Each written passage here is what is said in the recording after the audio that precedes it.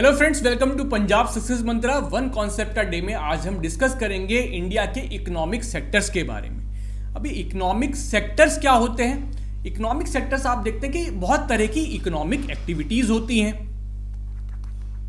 तो उन economic activities को अगर आप ग्रुपिंग करें, उनको क्लासीफाई करें इनटू डिफरेंट सेक्टर्स, तो वही इकोनॉमिक सेक्टर्स कहलाए जाते हैं। इकोनॉमिक एक्टिविटीज जैसे कि कोई मान लीजिए कोई जो है गुड्स मैन्युफैक्चर कर रहा है, लेदर के गुड्स बना रहा है, कोई टेक्सटाइल गारमेंट्स बना रहा है, कोई हो सकता है फार्मिंग में एम्प्लॉयड हो, कोई हो सकता है माइनिंग में एम्प्लॉयड हो सकता है कोई बैंक में एम्प्लॉयड हो। तो ये सब क्या है?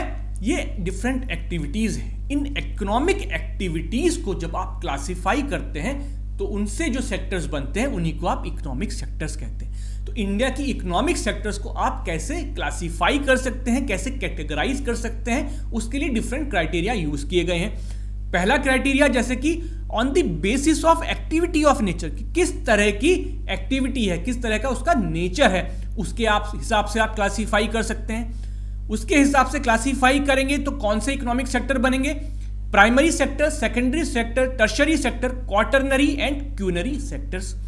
अगर आप क्लासिफिकेशन करें on the basis of working condition तो उसके हिसाब से ऑर्गेनाइज्ड और अनऑर्गेनाइज्ड सेक्टर बन सकता है। अगर आप एसेट ओनरशिप की बात करें कि जो भी production of goods and services में जो एसेट्स यूज हो रहे हैं, जो प्राइम रेस्पॉन्सिबिलिटी है वो गुड्स एंड सर्विसेज प्रोवाइड करने की, वो किसकी है, उसके हिसाब से अगर आप क्लासीफाई करें तो आप पब्लिक और प्राइवेट सेक्टर में उसको क्लासीफाई कर सकते हैं, उसको कैटेगराइज कर सकते हैं। अब देखते हैं एक एक करके इसको थोड़ा डिटेल में देखते हैं। सबसे पहले देखेंगे कि सेक्टर बेस्ड, अगर आप नेचर ऑफ एक्टिविटी के हिसाब से अगर आप सेक्टर्स बनाना चाहें तो क्या हो सकते हैं। सबसे पहला है प्राइमरी सेक्टर। प्राइमरी सेक्टर क्या होता है? जो कि डायरेक्टली क्या होता है? एक्सप्लॉयटेशन ऑफ नेचुरल रिसोर्सेज से लिंक्ड होता है। जहां पर जो आप प्रोड्यूस कर रहे हो या जो सर्विसेज आप दे रहे हो किसी को, वो डायरेक्टली क्या हो रही है, उसमें आप डायरेक्टली नेचुरल प्रोडक्ट्स का या फिर जो नेचुरल रिसोर्सेज हैं उनका आप यूज कर रहे हैं, और जो प्रोडक्ट है वो भी एक नेचुरल प्रोडक्ट है, उसमें आप कुछ ज्यादा योगदान नहीं दे रहे हैं। जैसे कि आप एग्रीकल्चर में क्या है, जो सारे रिसोर्सेज हैं वो क्या है, नेचुरल है। आप जो मेनली फार्मिंग होती है वो किस पे? पानी क्या है? नेचुरल रिसोर्स है। सॉइल क्या है? नेचुरल रिसोर्स है। जो सीड्स हैं इवन वो भी नेचुरल रिसोर्सेज ही हैं। तो जो मेजर इंग्रेडिएंट्स हैं फार्मिंग के वो क्या है? नेचुरल रिसोर्सेज हैं। इसी तरह एनिमल हस्बेंड्री या डेयरी करते हैं तो उसमें भी आपका कुछ नहीं है, बल्कि जो मेटाबॉलिक प्रोसेसेस हैं, जो बायोलॉजिकल प्रोसेस हैं एनिमल्स के, उसकी वजह से आपको क्या मिलता है? दूध मिलता है या कोई फर मिल रहा है। फॉरेस्ट्री है, तो ये सब क्या है? या फिर माइनिंग है, तो माइनिंग में भी क्या कर रहे हैं आप? सिर्फ नेचुरल रिसोर्सेज को निकाल रहे हो, उनको एक्सट्रैक्ट कर रहे हो, तो उसमें आप कोई नया प्रोडक्ट नहीं बना रहे हो। जो आपका प्रोडक्ट है वो भी नेचुरल प्रोडक्ट है, तो वो किस में आएगा? प्राइमरी सेक्टर में आएगा।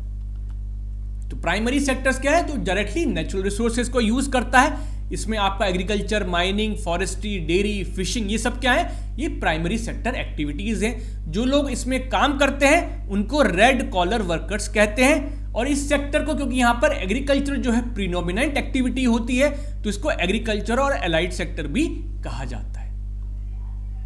दूसरा सेक्टर कौन सा हो सकता है? Secondary sector. सेकेंडरी सेक्टर क्या करता है? जो भी आपने नेचुरल रिसोर्सेज हैं उनको वो ट्रांसफॉर्म करता है into some other product by using some process और मैन्युफैक्चरिंग। वो क्या करता है? उसमें वैल्यू एडिशन करता है। नेचुरल जो प्रोडक्ट्स आपने निकाले हैं उनको वो क्या करेगा? ट्रांसफॉर्म करेगा किसी और चीज में। जैसे हमने आयरन ओर निकाला तो आयरन ओर को ट्रांसफॉर्म करेंगे किसमें? स्टील में। अब कोल है, कोल से क्या करेंगे आप? इलेक्ट्रिसिटी बनाएंगे। तो आपने उसको ट्रांसफॉर्म किया, आपने उसका यूज करके कोई और गुड या कोई और सर्विस उसको प्रोवाइड करी, तो उसको क्या कहते हैं आप?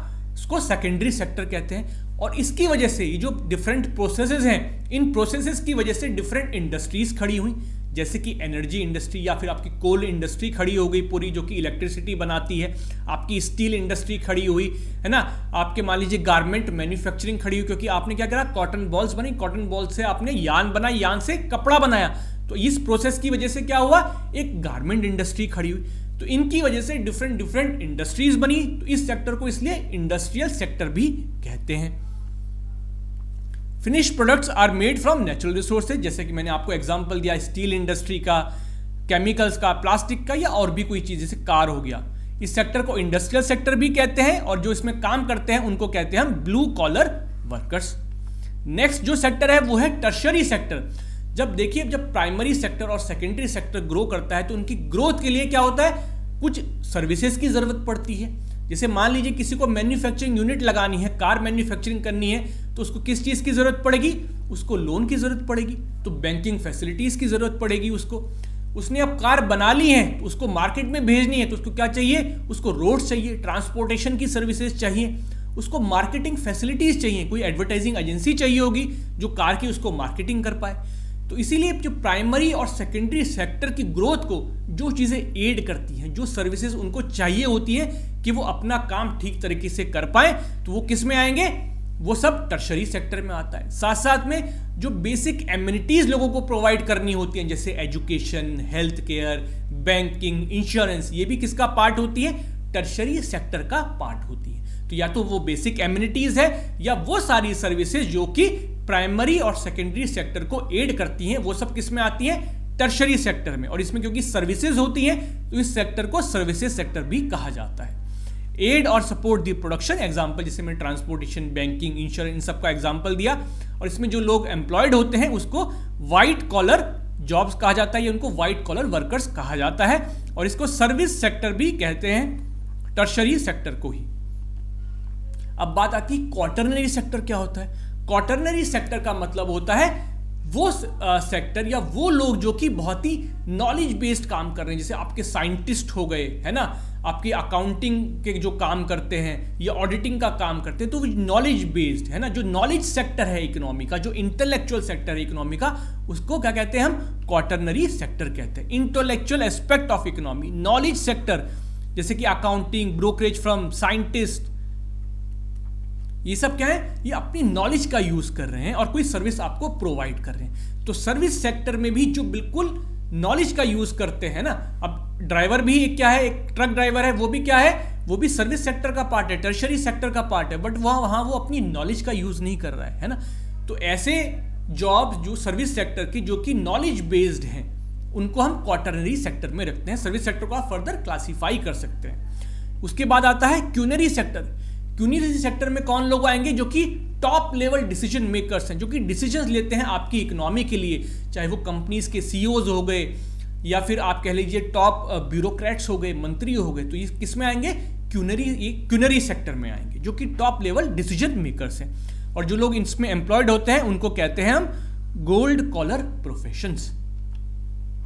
अब कंडीशन ऑफ वर्क के हिसाब से अगर आप क्लासीफाई करें तो ऑर्गेनाइज सेक्टर और अनऑर्गेनाइज सेक्टर में क्लासीफाई कर सकते हैं। ऑर्गेनाइज्ड सेक्टर का मतलब क्या है कि जहां पर जो कंडीशंस ऑफ वर्क हैं they are determined by a contract, they are regulated by the laws, rules and regulations of the country. वहां पर क्या होगा, आपके जो सरकार की जो मिनिमम वेजेस एक्ट हैं, आपकी जो पेमेंट ऑफ ग्रेच्युटी एक्ट है, जो भी सरकार ने लॉज बनाए हैं, लेबर लॉज बनाए हैं, वो सब वहां पर इंप्लीमेंट होंगे, उनको फॉलो करना पड़ेगा। वहां पे इसकी वजह से क्या होगा, जो वर्किंग कंडीशंस होंगी वो अच्छी होंगी।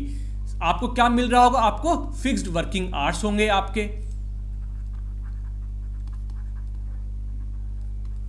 आपको क्या होगा, एक रेगुलर सिक्योर जॉब होगा आपका, क्योंकि आपको निकालने के लिए जो भी लॉज, रूल्स, रेगुलेशंस बने हुए हैं उनको फॉलो करना पड़ेगा। ऐसा नहीं है कि आपका बॉस का मन आया और आपको निकाल दिया, आपको नोटिस पीरियड सर्व करना पड़ेगा, आपको अपॉर्चुनिटी दी जाएगी कि आप अपनी बात रख पाएं, है ना। तो वहां पर आपकी ज़्यादा सिक्योर जॉब होगी।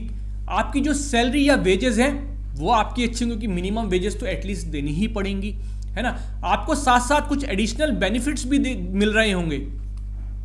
वो एडिशनल बेनिफिट्स क्या होते हैं, जैसे आपको मेडिकल मिल रहा होगा, आपको प्रोविडेंट फंड मिल रहा होगा, आपको पेंशन की सुविधा होगी किसी ना किसी फॉर्म में, कंट्रीब्यूटर, जहां पर एम्प्लॉय भी कंट्रीब्यूट करता है और एम्प्लॉयर भी कंट्रीब्यूट करता है। तो ये सारी फैसिलिटीज आपको एडिशनल मिलेंगी। आपको क्या होगा, पेड लीव्स मिलेंगी। तो ये सब किसकी कैरेक्टरिस्टिक्स है, ऑर्गेनाइज सेक्टर की। तो यहां पर आप देख रहे हैं जो वर्किंग कंडीशन है वो रिलेटिवली अच्छी होती है। तो यहां पर हमने बता दिया कि जो एम्प्लॉयमेंट टर्म्स है वो फिक्स्ड होती हैं, रेगुलर होती हैं, है ना। जो आपके जॉब्स में आपको क्या मिलेगा, सिक्योरिटी ऑफ वर्क मिलेगा, आपकी सैलरीज अच्छी होंगी, आपको एडिशनल बेनिफिट्स भी मिल रहे होंगे। तो ऑर्गेनाइज सेक्टर में जो आपकी एमएनसीज हैं, जो गवर्नमेंट्स हैं, ये सब में अगर आप जॉब करते हैं तो आपको किस में आएगा, आप ऑर्गेनाइज सेक्टर में आएंगे। अनऑर्गेनाइज सेक्टर का मतलब क्या होगा, जो बिल्कुल इसके उलट होगा, जहां पर लॉज रूल्स रेगुलेशंस तो होते हैं बट वो इंप्लीमेंट नहीं होते हैं, वहां पे जो कंडीशंस ऑफ वर्क है वो अच्छी नहीं होती हैं, वहां पर आपका जो एम्प्लॉयमेंट है वो किसी कॉन्ट्रैक्ट के थ्रू नहीं है बल्कि विम्स एंड वेंसीज ऑफ एम्प्लॉयर पर डिपेंड करता है। उसका जब मन आएगा आपको रख लेगा, जब मन कराएगा निकाल देगा। जैसे मान लीजिए एक शॉपकीपर ने किसी एक पर्सन को हायर किया हुआ है, तो उस शॉपकीपर का मन है जब तक उसको रखना चाहे रख सकता है, जब मन नहीं आए उसको निकाल सकता है। उसके जो वर्किंग आवर्स है वो कभी फिक्स्ड नहीं होंगे, वो पता चला सुबह दुकान पे 8 बजे आ रहा है, रात को जब तक ग्राहक आते जा रहे हैं या जब तक मालिक बैठा है तब तक उसको बैठना पड़ेगा। उसके लिए कोई सैटरडे संडे नहीं है, उसकी कोई पेड लीव नहीं है, जिस दिन नहीं आएगा उसकी वेज उस दिन की कट। उसको कोई एडिशनल बेनिफिट शॉपकीपर प्रोवाइड नहीं करेगा कि उसको मेडिकल फैसिलिटी प्रोवाइड कर रहा है, उसको प्रोविडेंट फंड के लिए पैसा दे रहा है, ये सब चीज़ें उसको नहीं मिलेंगी। इसी तरह आप एग्रीकल्चरल लेबर को देखें, वहाँ भी इस तरह की आपको जो है कंडीशंस ऑफ वर्क मिलेंगी। तो अनऑर्गेनाइज सेक्टर में अगर आप बात करें तो इसके एग्जाम्पल अगर आप ढूंढेंगे तो जो कैजुअल लेबरर्स हैं, जो एग्रीकल्चरल लेबरर्स हैं, इस तरह के जो भी लोग काम करते हैं, पैटी सेल्फ एम्प्लॉयड लोग हैं कि ठेले पे रिक्शा पे कुछ सामान बेच रहे हैं, सब्जी बेच रहे हैं, तो ये सब किस में आएंगे, ये सब अनऑर्गेनाइज सेक्टर में आएंगे। अगर आप एसेट ओनरशिप की बात करें, एसेट ओनरशिप का क्या मतलब है कि वो सारी चीजें जो कि आपको प्रोडक्शन ऑफ गुड्स या सर्विसेज में हेल्प करती है, उसकी ओनरशिप किसके पास है, क्या वह ओनरशिप गवर्नमेंट के पास है या वो ओनरशिप प्राइवेट सेक्टर के पास है, और रेस्पॉन्सिबिलिटी किसकी है, प्राइमरी रेस्पॉन्सिबिलिटी वो गुड्स और सर्विसेज प्रोवाइड करने की। उसके हिसाब से आप पब्लिक सेक्टर और प्राइवेट सेक्टर में उसको क्लासिफाई कर सकते हैं। पब्लिक सेक्टर का मतलब क्या हो गया कि जब उन एसेट्स की ओनरशिप किसके पास हो, गवर्नमेंट के पास हो, और primary responsibility to provide the goods and services ये भी किसके पास हो, गवर्नमेंट के पास हो, तो उसको कहेंगे हम पब्लिक सेक्टर। जैसे कि हमारी पीएसयूज हो गई या हमारे गवर्नमेंट डिपार्टमेंट्स हो गए, तो ये सब किसके पार्ट है, पब्लिक सेक्टर का पार्ट है। या आपके इवन बैंक्स भी हैं तो वो भी पब्लिक सेक्टर का पार्ट है।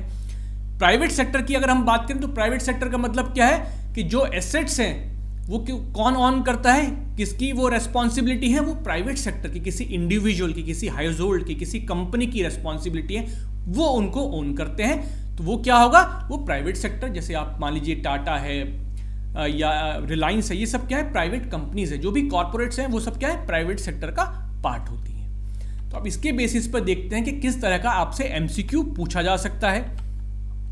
Which of the following statements are true regarding the services sector. Statements देखते हैं। As income level rises certain sections of people start demanding many more services like eating out, tourism, shopping. B, over the past decade or so, certain new services such as those based on information and communication technology have become important and essential. C, now the tertiary sector has emerged as the largest producing sector in India, replacing the primary sector. D, all of the above are true. तो इसमें से कौन से statements true हैं? जो पहला statement कि जब इनकम लेवल राइज करता है तो ऑब्वियसली लोगों की जो डिमांड है वो बढ़ती है। लोग सोचते हैं कि चलिए हम घूमने जाएंगे, विदेश घूमना है, हमें कहीं और इंडिया में घूमना है, हमें बाहर जाके खाना खाना है, तो इन सब जो सर्विसेज की डिमांड बढ़ती है। होटल्स की डिमांड बढ़ेगी, घूमने जाएंगे, ट्रांसपोर्टेशन की डिमांड बढ़ेगी, रेस्टोरेंट्स की डिमांड बढ़ेगी, तो ऑब्वियसली इस तरह की सर्विसेज की डिमांड बढ़ेगी जब इनकम आपकी बढ़ेगी। तो पहला स्टेटमेंट तो करेक्ट है। इंफॉर्मेशन एंड कम्युनिकेशन टेक्नोलॉजी का ज़्यादा ग्रोथ हुआ है, वो आजकल एसेंशियल सर्विसेज बन गई हैं, ये भी बात बिल्कुल सही है। आज इंटरनेट है ना, सुप्रीम कोर्ट भी कहता है कि राइट टू इंटरनेट जो है एक पार्ट है फंडामेंटल राइट का, तो ये स्टेटमेंट भी करेक्ट है। Tertiary sector has become the largest producing sector in India, ये स्टेटमेंट भी करेक्ट है। अगर आज आप जीडीपी में देखें तो जो सबसे ज़्यादा कॉन्ट्रीब्यूशन है वो इस टर्शरी सेक्टर या फिर सर्विसेज सेक्टर का है। तो इसका जो करेक्ट आंसर होना चाहिए वो D, all of the above होना चाहिए। मेंस में क्या क्वेश्चन पूछा जा सकता है? मेंस में आपसे पूछा जा सकता है why did India shift from primary sector to services sector and not secondary sector. ये बहुत ही एक कहना चाहिए एक बेसिक क्वेश्चन है और एक इंपॉर्टेंट क्वेश्चन है जो कि कभी भी आपसे एग्जाम में पूछा जा सकता है। तो इस पर आपको थोड़ा सा ड्वेल करने की जरूरत है, थोड़ा सा दिमाग लगाने की जरूरत है कि ऐसा क्यों हुआ है। Thank you so much friends. I hope कि आपको जो सेक्टर्स ऑफ इंडियन इकोनॉमी है ये कॉन्सेप्ट जो है आपको समझ में आ गया होगा। नेक्स्ट लेक्चर में फिर से मिलेंगे एक नए कॉन्सेप्ट के साथ।